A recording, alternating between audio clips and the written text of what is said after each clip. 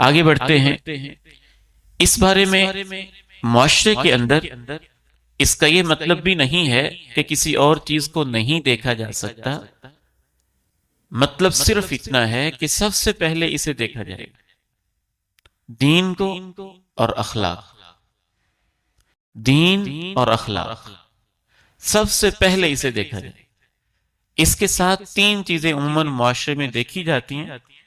اللہ کے نبی علیہ السلام نے یہ نہیں کہا کہ ان کو نہ دیکھو۔ مال ہے، دیکھا جا سکتا ہے، خاندان کیسے ہے دیکھا جا سکتا ہے، شکل و صورت کیسی ہے دیکھا جا سکتا ہے۔ اگر دین ہے ساتھ مال بھی ہے تو اور اچھی بات، دین و اخلاق ہے اور ساتھ خاندان بھی اچھا ہے تو اور اچھی بات ہے، دین و اخلاق ہے اور حسن و جمال بھی ہے تو اور اچھی بات ہے۔ رسول اللہ صلی اللہ علیہ وسلم نے ارشاد فرمایا، تنکح المرأة لأربع، عموماً معاشرے میں چار چیزوں کو دیکھ کے نکاح کیا جاتا ہے۔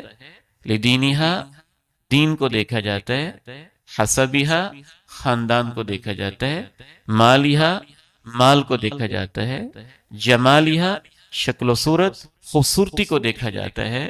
پھر آپ نے اپنے صحابی کو یہ نصیحت کی، یہاں امت کے جتنے نوجوان بیٹے بیٹھے ہیں خصوصاً ان سے اور انڈائریکٹ ان کے والدین سے، اس طرح اپنی بیٹیوں سے اور بیٹیوں کے والدین سے ہم کہنا چاہتے ہیں۔ یہ کس کی نصیحت ہے؟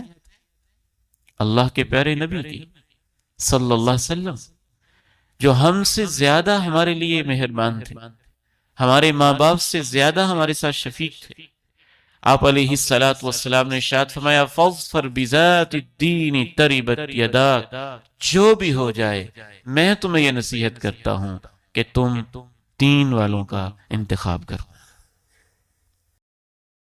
یہاں ایک اور چیز ذہن میں رکھیے کہ دین والے کون ہوتے ہیں، اس کو بھی ہم نے صحیح نہیں سمجھا۔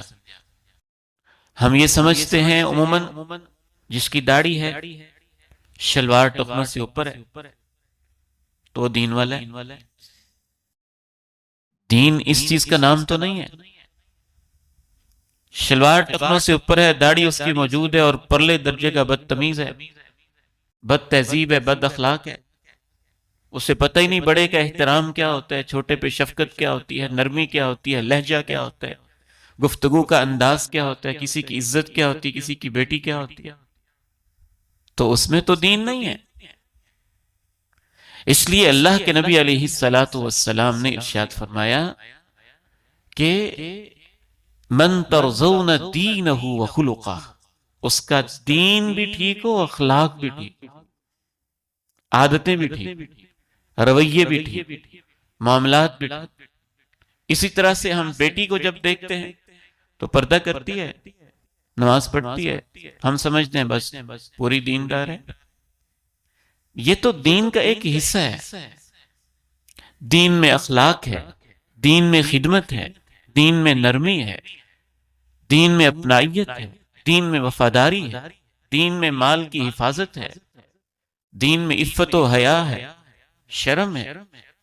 تو دین اس معنی میں جس معنی میں ہمارا دین ہے اسے دیکھنا ہوتا ہے۔